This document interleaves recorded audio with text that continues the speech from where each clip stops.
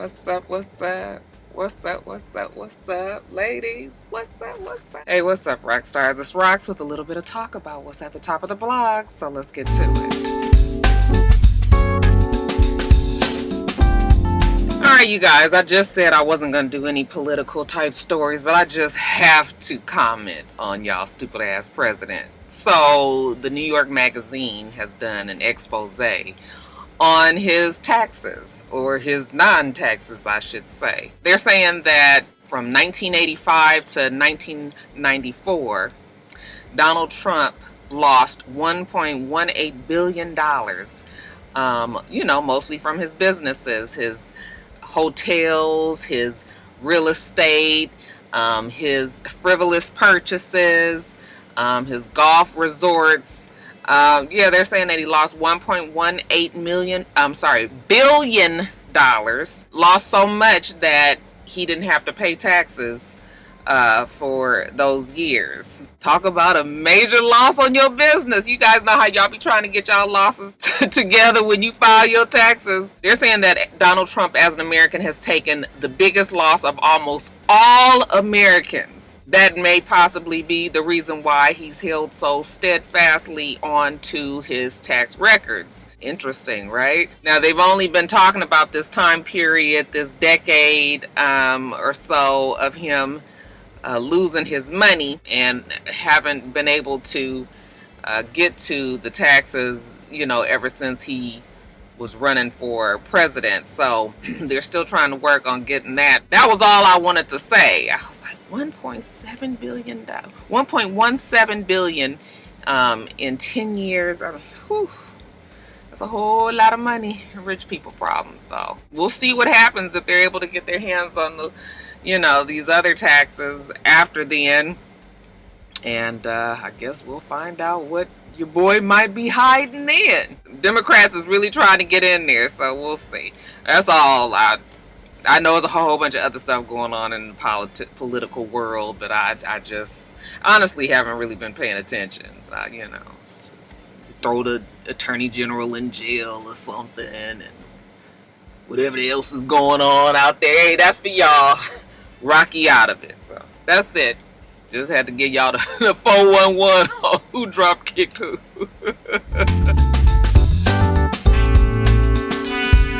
Alright, you guys, so as far as our entertainment gossip, let's talk about Ayesha Curry and her recent interview. She was on a panel. They were interviewing a panel of people on Red Table Talks, Jada Pinkett Smith's Facebook TV show that she has. Ayesha Curry was on there speaking on a number of things. One of the subjects was being the wife to Steph Curry. The topic came up how, groupies or women or just people in general, they have love for Steph Curry. Women throw themselves at him all the time. Ayesha Curry is aware of that. I would imagine most NBA wives are, and she inserts herself confidently to make sure that, they realize that, hey, I'm here. Bitch, you can do all the throwing you want. This my man. This my man. She was just sharing that story. What she found strange, though, was that she doesn't get that same attention from men. She says that as much as women do it to her husband, no man really comes up to her and gushes over her and says that she's beautiful and all of that. And of course, while they were sitting there at the panel, they were all like, oh, that's because you're not looking, it's just because you're so focused on your husband. But as soon as I heard that, I was just like, okay, this is an insecurity. Okay, and funny thing about insecurities is no matter how stupid they sound to somebody else, we all have them. I have insecurities that many of you guys might not even know about, that would probably sound very dumb to you, but that is my insecurity, and so I'm allowed to feel how I feel. So in the same vein, Ayesha Curry is allowed to feel how she feels. So she was being truthful, right? No matter how confusing that it would be to us. I mean, you can look at Ayesha Curry and you would know that she's a beautiful girl. I would think that she would know that she's a beautiful girl as well and wouldn't necessarily need the confirmation of any man or woman to tell her that.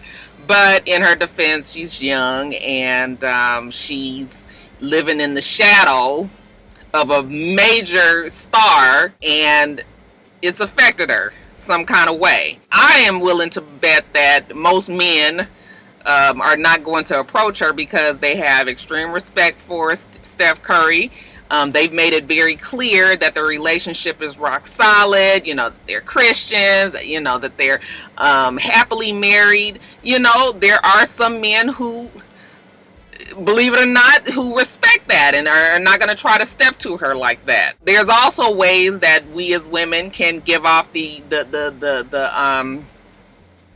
you know, we can give off the signal of don't fuck with me, don't approach me. And when men feel like you're not with the shits, then they are not gonna mess with you. And Ayesha Curry has always struck me as the type of woman who is not really going to even entertain that, and I think that men know that about her. So, you know, when I'm listening to her talk and she's saying how, you know, it would be nice, you know, I don't care, but you obviously care because you said it, right? First of all, we can tell her you are a beautiful woman. No matter how crazy it sounds to me that she doesn't know that about herself, or that she's still looking for the validation from men outside of her husband. You know, that's just how she feels. I don't think all these women throwing themselves at Steph Curry are doing it because they feel like he is just so physically attractive. I mean, he's a cute kid, but I wouldn't put Steph Curry in the oh my god he is fine category by any means. But what makes him look you know, tremendously better is the fact that he's an NBA player. He's probably one of the top players in the NBA. Everybody knows who he is. He's rich. He's young. He's got his whole career still ahead of him. You know, I mean, he's got so many things going for him that is why women throw themselves at him. Okay, it's a given with the position that he has. So, you know, when I listened to her talking about it, I was just like, oh, girl. But, you know, I just had to remember when I was younger, yeah, you know, you have these insecurities, and no matter how dumb they sound to other people, they are just how you feel. And so that's just kind of how I feel about Ayesha Curry. You know, as she gets older and becomes more confident, which even then, you know, we have a hard time understanding that, because we think that when people are like, have a lot of money, we think that solves everything. She's a perfect example that it doesn't. Okay. Once she gets older and she realizes, give a fuck what anybody thinks, she'll be more comfortable in her skin and not feel like she needs to have validation. I mean, I am a woman. You know, a lot of women like to know that men find them attractive, but you know, men do find you attractive. You got to be a for real ooga booga for not. There's a man out there who will like a woman no matter what you look like. It's one for everybody out there. So I just think that it's the age and just her still trying to find her foot. 30s is the time where you really are trying to figure a lot out about yourself. By the time she gets to her 40s, she gonna be all right, you guys. And I was just listening to that like, oh, Ayesha, girl, you beautiful. I'm not a man, even though some of you guys might ask me in my comments, oh motherfuckers. But yeah, believe me, I believe you are beautiful, and most men would not kick you out of the bed. Okay, so girl, you be all right. She'd be all right, y'all. Let's see. So the Met Ball that happened, when was that? Was that Monday evening? I believe it was Monday evening. The theme was camp. I can just tell you right off the bat, wasn't impressed with the theme. Wasn't impressed really with the fashions. I mean, of course, there were some standout people for me. Billy Porter, of course, killed it. I loved what the Jenner girls had on. Loved what Anna Wintour had on. Was in awe of Janelle Monáe, who I believe you know, really nailed it. Loved what Cardi B had on. I mean, you know, we had some people who were standout. I think that the men in particular really did kill it, and stood out more than the women. It felt like the women were more concerned about being sexy, instead of really sticking to the theme. Part of it might be because a lot of people just don't know what camp means. Okay, so I did a little researching for you, and there is a woman by the name of Susan Sontag, who was from what I understand, a fashion writer from back in the 60s, who defined camp as camp is all about artifice, exaggeration, and superficial style over content, and yet it's dead serious. Okay, and gave an example of a dress made with 3 million feathers. Okay, so in layman's terms, I think that camp is like over the top elaborateness, or just something that is just so extra, but still staying in the vein of being fashionable. Okay, and I don't know if I felt like many people was able to nail that. Like I said, women wanted to be more sexy than sticking to this theme, by fear of probably looking a little silly. But you know, I think that Anna Wintour, who honestly I didn't think that she would be the type that would want to, you know, bring camp to the red carpet or the pink carpet, but yeah, the theme was strange to me. It gives a chance of people coming off looking like more like they have on a costume, although the Met Ball, I think, in some ways is a lot like a costume party as well. But again, sticking in the vein of fashion, I was disappointed in some people like RuPaul. You know, I was just like, this was his moment where he could have just slayed. Okay, now RuPaul is getting older. Maybe he just don't feel like that anymore. Kind of passed the torch on to Billy Porter. Let him do his thug thizzle. But like Lena Waithe said on the outfit that she wore, on the back it said Black Drag Queens Invented Camp. And who is the biggest black drag queen that you know of? It would be RuPaul. For him to come as himself and not RuPaul, you know, I was just like, this was your moment. Like, you just could have slayed this. And we've seen him do it so many times. So that's why I was just like, what is this suit? Okay, I mean, it was cool. It still stuck to the theme, but you know what I'm saying? I just was like, this was the moment to shine. So I just think that a lot of people were confused or didn't want to take the chance to really step out of the box. Speaking of out of the box, what about Tracy Ellis Ross with her picture frame, you know? But those are the things, those are the elements of camp that I believe, you know, is what they were looking for and what was missing. My best look for the women, of course, I think would be Janelle Monáe. I thought that she looked fabulous. Lady Gaga, you know, her dress was her 4-in-1 dress, reversible, you know. Bitch ended up taking all her damn clothes off. I was like, the girl, you ain't got nothing. And Lady Gaga is that style anyway, so that worked well for her. But yeah, in general, I wasn't feeling it. Like I said, the men really did it for me, and I felt like Billy Porter is just really he's in his zhuzh right now, ain't he? I mean, he just does it, and unapologetically. I mean, out there, them big ass wings that he had, I was like, bitch, you better do it. So it had its moments, but as a whole, this was not my favorite year. This whole camp thing, yeah, whatever. And of course, the notables were missing. Rihanna, who's usually like the belle of the ball, they always give her like the dress, the statement outfit. She wasn't there. Somebody said she was home playing with her makeup. But Rihanna was like, bitch, it's all about what is paying me right now. All the focus on that makeup right now. I'm not even mad. Beyonce wasn't there, who hasn't been there in the last few years. which was surprising kind of because, you know, not saying that she ain't doing nothing, but she's not in a tour and she's not, as far as we know, don't really have much going on. I'm sure she always has something going on, but you know what I mean. So they ended up letting Cardi B like be the belle of the ball and have the statement dress, which was my example of the dress with the 3 million feathers. Okay, well this statement would be that huge ass train, the burgundy that she had on, the head, you know, the scully cap type of headdress that she had on. Like, all of it was very much over the top, and so they let her be that one. Like, you can compare it to when Rihanna wore that yellow, remember, and everybody kept saying it was like scrambled eggs. You saw all these memes of like her wearing like a skillet in the back. But so yeah, you know, it had its moments, but yeah, no.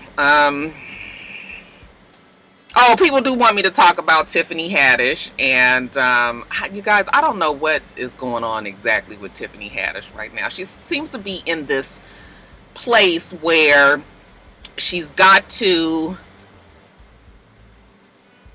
I think she's having a hard time trying to realize and marry her blackness with this newfound success and admiration of her white audience, because I can't figure, I don't want to be saying that she be shucking and jiving, but this whole chicken in the purse thing, listen, I have a sense of humor. I can laugh about a lot of dark shit, a lot of you know, off color shit, tasteless. Like, I get the humor on things, but the chicken in the purse, it was just so embarrassing. It's like, again, that same feeling when I see somebody saying something that's not funny and, you know, they on the stage in front of millions, you know, a whole bunch of people watching.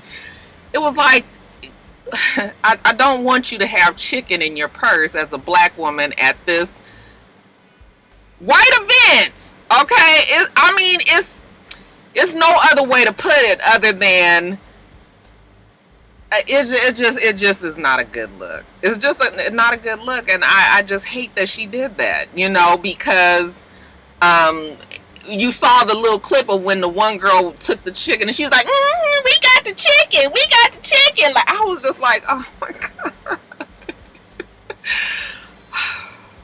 You couldn't bring no damn nuts. I mean, really, you walking around, I just was so embarrassed, and I just don't know exactly what to say about, I don't know what to say about Tiffany Haddish right now. I think she's just kind of in this weird place. She cannot quite find her footing between her two audiences or something. Not funny at all to me, so y'all tell me what y'all thought about that as well, and while you telling me about that, y'all also tell me about your good and your bad and your ugly of the fashions of the Met Ball. It's still my dream to go to one of those just once in my life. I would just love to be there and just see, because I just love all the glitz and the glamour of the night.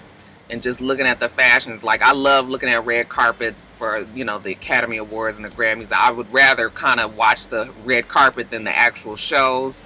So yeah, this was right up my alley. But yeah, it was not my favorite theme. Y'all tell me what you thought though. Teairra Murray was on the Breakfast Club a couple of days ago. She, of course, was talking about her issues with 50 Cent, with Akbar, regarding this sex tape that he released. The sex tape, the pictures that were on Instagram of her, you know, blowjob face, and just a very embarrassing thing, I'm sure, for her, devastatingly so. Like, those pictures were horrible of her. And we know that 50 Cent had also reposted the pictures. She tried to sue him. She told the whole full story, just like it kind of happened on Love and Hip Hop. It makes no sense to us, but when you actually, I have told you guys for years that Teairra Murray has some mental issues. When I knew that she was on there, and she, you know, at first I kept on saying that she was faking this whole alcoholism thing, but I really believe that she was a for real steadfast alcoholic, and that she had a lot of things that the show was making worse. I kept on saying she needs to not be on that show because it's obvious that she doesn't make the best decisions. And this show is just exploiting it because we're watching it for entertainment, right? But that's her life, no matter how crazy it sounded. We saw her going back and forth with Akbar, and that fucked up her case. That's why Lisa Bloom dropped her, because it looked crazy that she was going back and forth. We saw it on the TV. Dropped the case. She couldn't get any lawyer to represent her, and that is why she lost, because she didn't have anybody to represent her. 50 Cent didn't sue her, but he didn't want to have to pay the legal fees for a suit that he thought that he didn't do anything wrong for. So when the judge, ruled in his favor, then now she's got to pay his legal fees. So that's why she owes him $30,000. And of course she's saying that she ain't got it. She's going to pay it in payments and things like that. There's very clearly some things that she couldn't say or still wasn't ready to say because she's still trying to figure things out with her lawyer. But all that aside, I still feel like Teairra Murray doesn't need to be on things like this. The whole entire time that she was in the interview, her voice was shaky. I'm not sure if that was from nerves or if it was withdrawals or, I don't know exactly what it is, but she didn't sound good. I feel like Charlemagne and Envy realized that and honed in on her. I mean, Charlemagne is going to be his regular asshole self, or very, very direct and blunt, to the point where he's not, there's certain times when I just feel like he don't need to be interviewing somebody.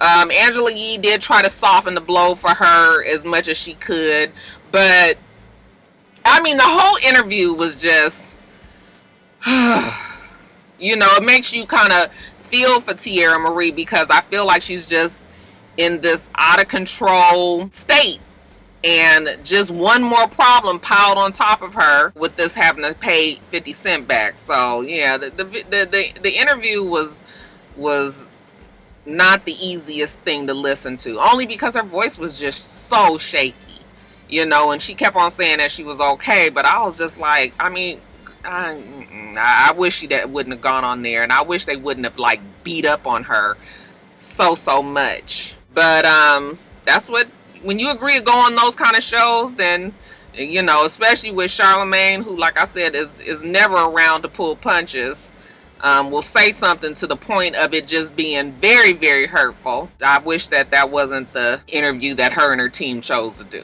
Did you guys listen to it? Do you guys feel any differently? Do you feel like Teairra Murray is still trying to milk this? Or is she, what is she trying to do? Is this damage control? Is this promotion for this EP? Because she did mention that she's got some music coming out. But yeah, I think that Teairra needs to focus on her own self and her own mental. Maybe it is time to let the bullshit go. They say she might not be on Love and Hip Hop. She's talked about maybe having her own reality show. Girl, you don't need to do none of that right now. Get Teairra Murray straight in the head first. Pay your bills, focus on yourself, and then maybe in a couple of years we can start again. Did you guys watch the Breakfast Club interview? What did you think?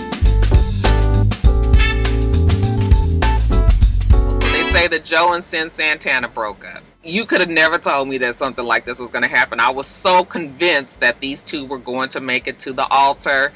You guys have been telling me, not everybody, but a lot of people in my comments were saying, she loves Joe more than Joe loves her. He talks bad about her on his show. I don't listen to his podcast. I don't listen to none of that. You guys know that. So I don't know what all I could see and all I could go by was their social media and, the things that they would post, and that right there ought to let you know, like I tell you all the time, social media is very, very, what people put on there is not necessarily the truth. All right.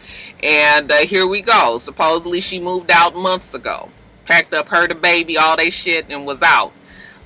Joe Budden finally did address it and say, yeah, she moved out, but nobody has said the words, we have broken up. Okay. Cyn Santana responded to that saying, action speaks louder than words. Okay. The action is, I have moved And that might be because you was acting single, so now I'm gonna act single. And there were some rumblings about him cheating, even people were saying in my comments. But you know, a lot of people say those kind of things. You know, you kind of have to take them with a grain of salt. The more celebrity that you have, you know, more people make up stories about it. But like I said, the stories have been out there. Now they're saying that, now in a funny chain of events, there was a YouTuber, I guess she's a popular YouTuber, I don't know who she is, but she was vlogging, her and her friends, just so happened to be, it looked like they were in Miami or something like that. They were vlogging, they were on vacation, I don't know where they were. And while they were on the streets, just so happened that Joe Budden walked by, and he was with a girl, okay, a very tall, thin, pretty girl, black girl, and who's now been identified as this Jasmine Kendrick. Okay, she is a model, and those two were walking down the street. Now the YouTuber caught him on video, and of course they're all like, "Where's Cyn? Where's Cyn? Where's Cyn?" Now this video was taken a couple of months ago, which would make sense. He said that she moved months ago. They're saying somewhere around 6 months ago, and if this was just a couple of months ago, then him and Cyn were already broken up, or she had already moved, if you were going by what Joe Budden was saying. Shit sound like you know, classic Joe Budden, who's just not gonna call a thing a thing. Okay, if the bitch been gone for 6 months, I know you can't think you still together, and obviously you didn't think that you was on a date. Okay, or maybe it might not have been a date, but you can see why people would think that, right? Which is fine. If you've broken up, then you can be with somebody else, you know. But I just was so shocked. I was like, girl, what about all that leg rubbing that you was doing at the reunion? I love this man more than anything, and I'm willing to be with this man for the... See, that's why sometimes you just need to sit your ass there and be like, yeah, we good. Okay, don't be doing all this embellishing. I'm gonna tell you what, my mom used to always say, those ones that's so overtly in love in public all the time, 24/7s, is the ones that is putting on a show for your ass. My mom used to always say that. It turns out to be true more and more, because shit ain't never perfect 24/7. It is sad though. I thought that they were a cute couple. I thought that they were happy. This was a second chance to raise a child in a, you know, a for real family and all that. But I'm sure that Joe Budden is a difficult person to be with. Okay, mix in with that, you know, Cyn's still kind of young hotness in her, and still wanting to kind of be out there in them streets. I mean, not hoeing and shit like that, but just still not quite necessarily ready to tie it all down and be like, okay, I'm this wife and I'm this, you know. So maybe it's just not their time. But I really did want for them to work. They seem to be very happy and in love, and I mean, I guess maybe it could happen later on. But yeah, as of now, Joe and Cyn, okay, that's a wrap. Guys, and then the rest of my stories kind of feel like they're mostly updates, so I'll just kind of start at the top. So the Sandra Bland video that's been released from her cell phone, there's been a lot of talk about it. The family is trying to reopen the case. I believe the family has been trying to do something with this case the whole time, not necessarily because of this cell phone footage that's been released. But if anybody has seen the documentary done on Sandra Bland, which was so heartbreaking and disheartening, hard, very difficult to watch, but anybody who watched that, this footage is not anything new. It's from her vantage point, so we're seeing it from her inside the car, but this is the same footage that I remember seeing on the documentary from the police's dash, you know, from the police's dash. So it's not surprising. I thought then, just like I think now, that that police officer was so pissed at the audacity of her to question him, you know, him being trying to be the authoritative type and telling her to put out her cigarette and doing all of this, and her just telling him, like, asking him, like, why do I have to do this? Why do I have to do that? He was so mad at that it escalated very, very quickly to an out of control point. And but I thought that from the documentary. If you guys haven't seen the documentary, you really need to watch it. It's on HBO. I can't remember exactly the name of it, but it's something like Sandra Bland's name is in there. So if you search it, you should be able to find it. But yeah, that video The cell phone video is not really anything new, I don't think, from the case anyway. I still have my same feelings. I still feel like somebody killed that woman in that jail. Very, very convenient that she's in a cell all the way around the corner, no cell, camera footage and all. I mean, the story just never made sense to me. So, but it's one of those stories that we'll never have an answer to. And even this cell phone footage is not going to change anything. Okay, the family was paid some money, and I thought really in the documentary, I might be wrong though, but I thought in the documentary part of the agreement was that the family would drop, any future litigation, but I don't know. I don't remember that. But yeah, it wasn't anything new, but still very, very sad. That Sandra Bland case is one of those cases that will always affect us, and we as women, black women especially. So, but did you guys see the video? Did it change any feelings for you? Or do you feel like me and feel like, yeah, that's exactly what they said happened already, and still nothing was done?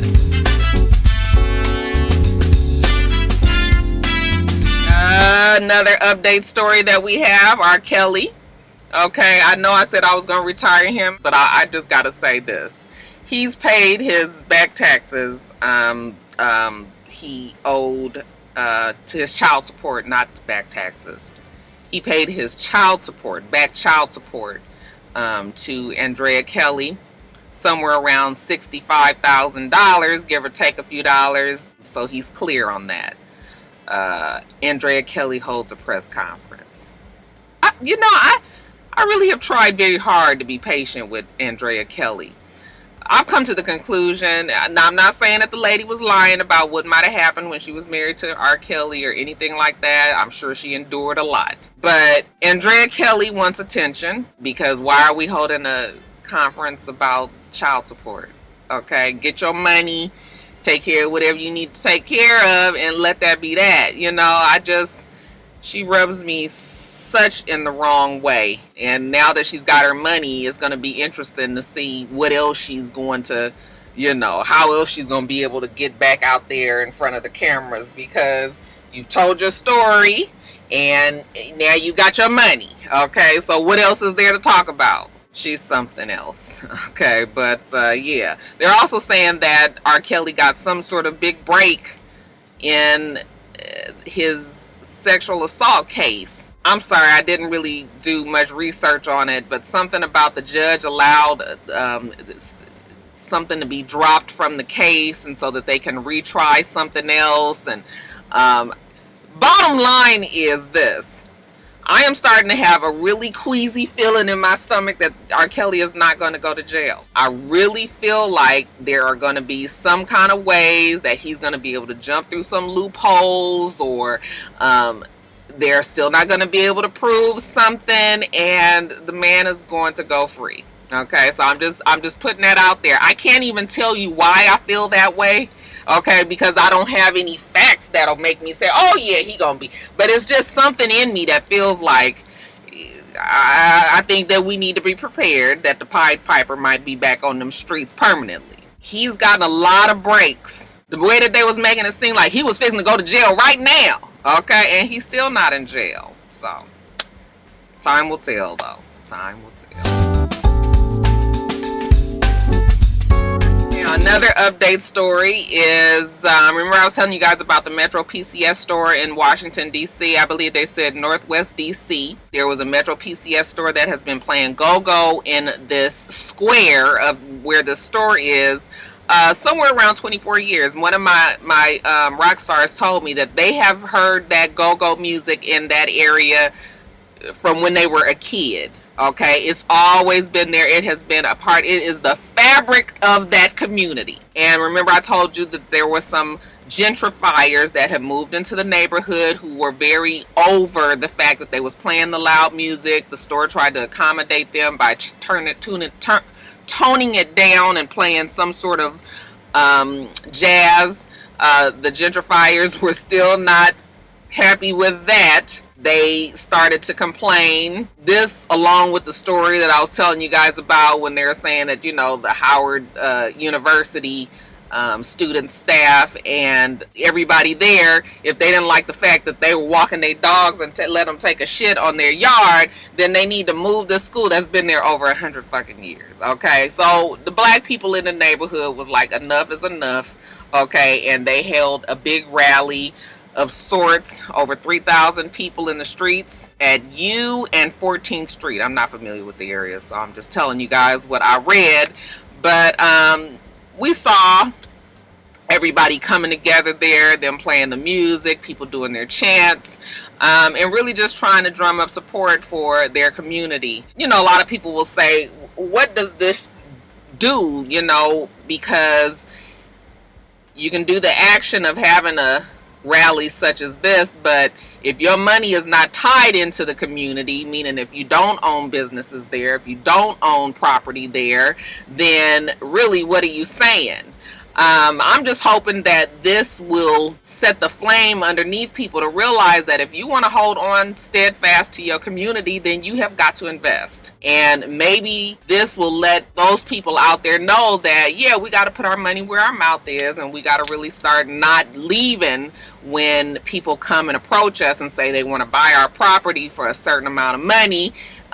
We see it as an opportunity to just get the fuck on, you know, when really if you want your community to stay that way, then you stay in your community and you make it happen in your community. You spend your black dollars in your black community and like that. Yeah, it's just a lot. You've got to try to, if your community is that important to you, then you have got to stay in your community and spend your money in your community.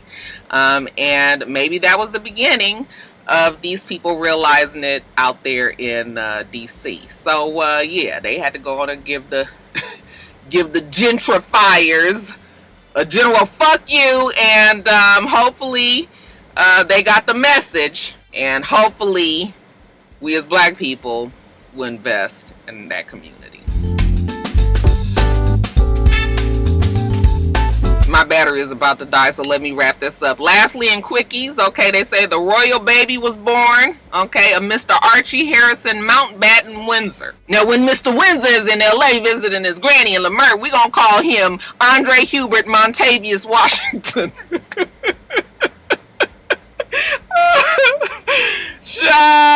Congratulations to the happy couple, okay? They look happy, you know, and she was out right after she had the baby, okay, presenting him to the world. I said, okay, that damn Kate made old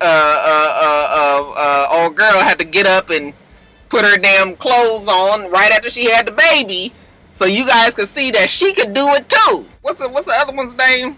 Kate and Prince. Oh, I can't even think of his name. The bald head one up here in the top. So congratulations to the happy couple, Harry and why I can't think of the child's name.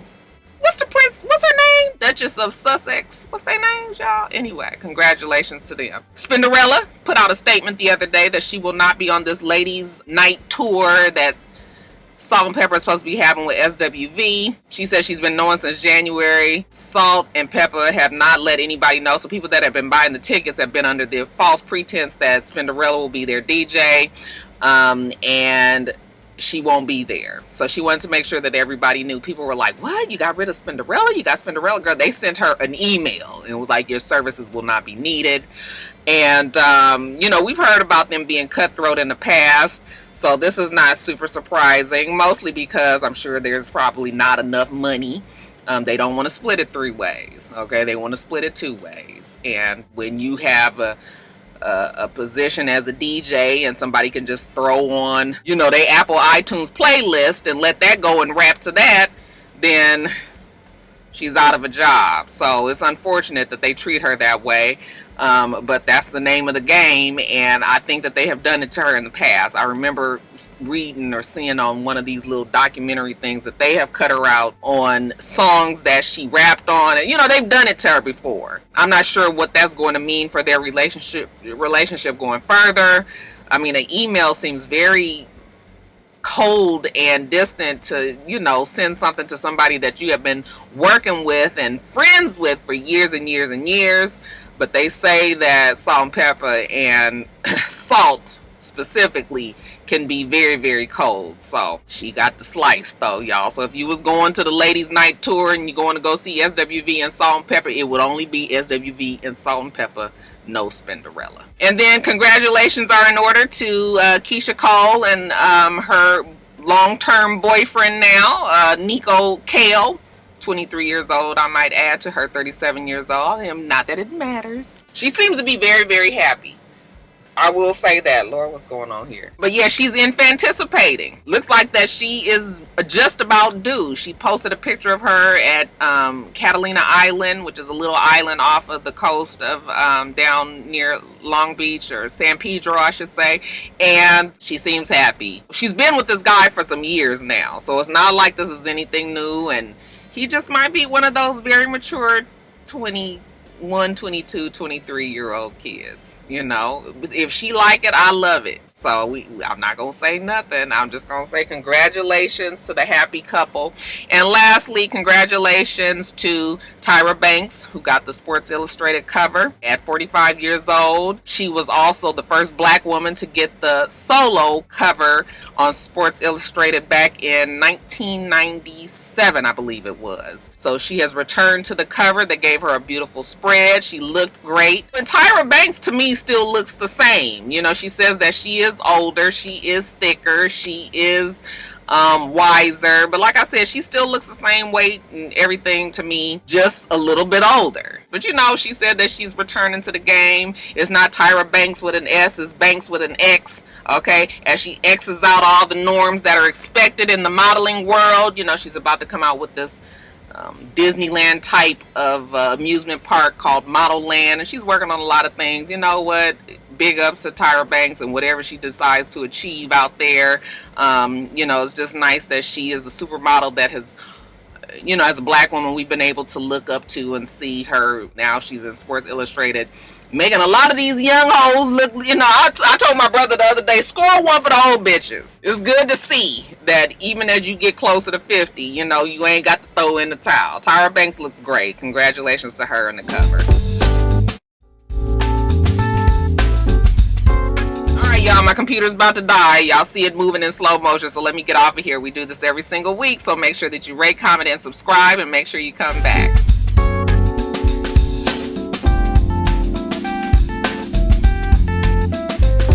Until next time, rock stars. Bye.